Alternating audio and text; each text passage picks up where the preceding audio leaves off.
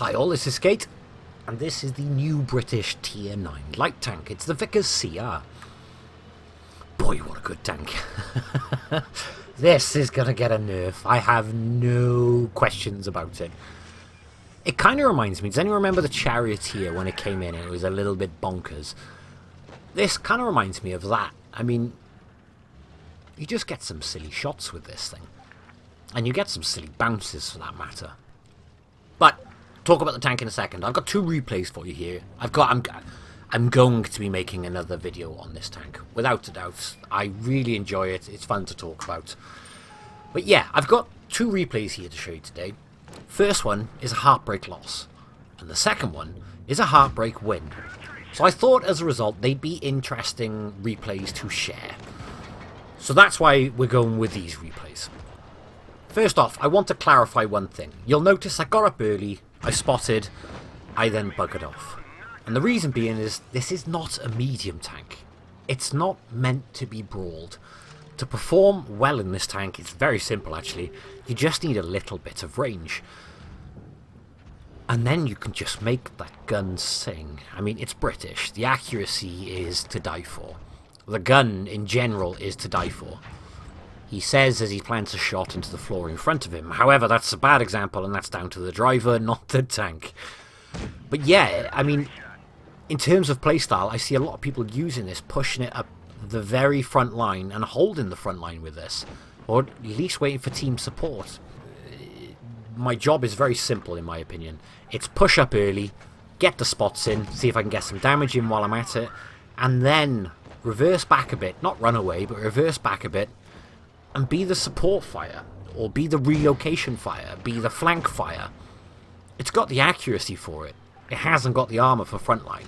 It's not a medium tank. The gun may trick you into thinking that, but to really make this thing sing, that is the way to do it in my opinion. I mean, that is the one thing British tanks are known for, isn't it? It's the gun. Amazing accuracy, just brilliant guns overall. And this thing is no different. I mean, you've got 245mm of penetration on a 105 on a stupidly fast tank. That gives you 350 alpha. Like I said, with 245mm of penetration. But you've also got Hesh. Good old-fashioned, beautiful Hesh. 105mm of penetration on that, with 440 alpha. Which means, against other medium tanks, potentially others anyway, and light tanks, you can absolutely desecrate them. To be honest, even without the Hesh, you can desecrate lots of them. I mean, this thing has 2,866 damage per minute with a rammer, which makes it the highest DPM light tank at Tier 9. In fact, it rivals a lot of Tier 10s. I mean, let's have a look at the AMX, 2,400, Batchat, 2,800, and the Vickers, obviously, 3,200. Yeah, so gun-wise, it's just on point. There's just not a bad word to say against the gun on this thing. Especially when you combine that with 10 degrees of gun depression. It's really tasty, this gun is. I mean, I really, really like it. I mean, you could say a negative. Out of all the Tier 9 and Tier 10 light tanks, this has the weakest mobility in terms of acceleration and engine power weight ratio. And traverse speed, actually, but not by much. But it is the weakest out of the bunch for that. You're still not going to struggle with mobility.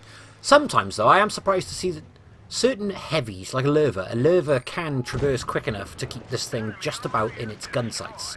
So that's something to take into consideration when you want to circle in this tank. I mean, I'm using the engine boost as one of my consumables on this.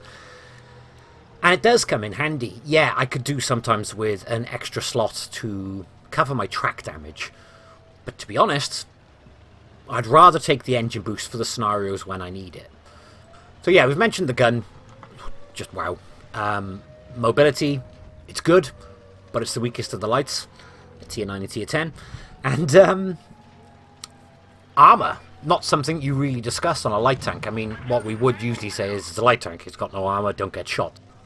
This thing though, 175mm of frontal turret armor. Now this is where the trick comes in with this tank, and this is where it gets a bit meaty, and probably where it breaks the tank. A lot of tanks have a hole in the armour behind the mantlet. This thing does not. Behind the gun mantlet, you have 175mm.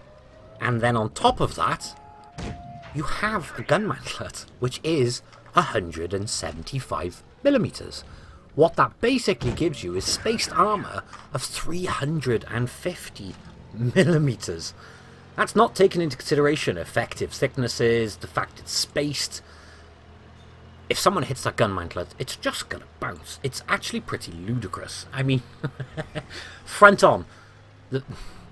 If you point directly at the gun mantlet, you could be looking anywhere from 175mm, with the 175 behind it, by the way, ranging up to 300mm of effective thickness. That puts you anywhere from 350 to 500mm of effective thickness.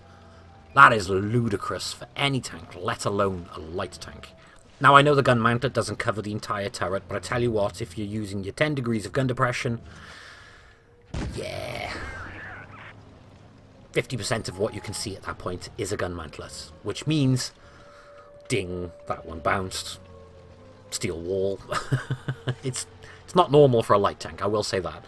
So if I was to speculate and guess, I can see Wargaming nerfing this thing's DPM ever so slightly, but then also making a hole in the mantlet or weakening the spaced armour on the mantlet. Okay, quick change of topic though, where we are in the game right now. I'm using my view range to my advantage. I'm trying to out view range this guy effectively. Obviously when I get shot, camo value drops and he can spot me. Now this is where, in the interest of honesty, I screw up. I wait too long for this. If I didn't reverse back as far as I did, and I just waited, I could have just popped that shot off there, and I would have won this game. And that potentially would have been my first mastery in this tank. But I fluffed up. Which means on a loss, I did 5,700 damage. I had Defender, second class, and 1,500 base XP. On a loss, I think that's pretty damn respectable. But yeah, my idea was, I'm a light tank. I'll reset camo, I'll shoot, I'll reset camo, I'll shoot. But that's no fault of the tank I lost that. That is entirely my fault. I completely screwed that up. So, there's my heartbreaking loss for you. My own stupid fault. I screwed up my play. On to my heartbreaking win. But back onto the armour quickly. Obviously the turret, what we're basically saying then is, yeah, turret is pretty damn decent. What you're going to find is, like I said, that mantlet is just beyond with the armour behind it as well. But then the cheeks on it, like I said, they are 175mm as well, which gives you effective thickness when using gun depression of around 210. In other words, most things will penetrate you, but you'll be surprised at the same perspective what you will bounce. I mean, a T92E1 with its APCR has 210mm of penetration. In other words, hull down, a T92E1 is going to struggle against this light tank to penetrate it. It's not too dissimilar with the front upper plate. I mean, you're looking 76mm of frontal upper plate hull armour. When using the full 10 degrees of gun depression, that effectively gives you approximately 180 to 200mm of effective thickness. So it's a good upper plate as well. For a light tank, this is a very strange thing to be saying. And in fact, what tickles me the most is the amount of people who spam premium ammunition at this tank. It's a light tank, and people are spamming premium at this thing. It tickles me, that does. Also, a little fun fact, this is the heaviest light tank at tier 9 and tier 10 and tier 8. The reason I reference that, and this is important in my opinion, my little opening clip where we effectively did 1,000 damage to that T92E1 by ramming it and putting a shot in. And I actually did a ram on the second game as well. People don't realise and they underestimate the damage this thing does when it gets rammed or when you ram it in a likewise tank. So you'll have so many other light tanks that you run in trying to do damage to you. Go, ah, screw it, I'm going to ram him. We're both light tanks, it'll do equal damage. Nah. Thanks to its frontal armour, and thanks to its 38 tons, which, as a perspective for you, the Sheridan is 16 tons. So this thing's over double the weight. You'll be surprised how much ram damage you will do to that tank.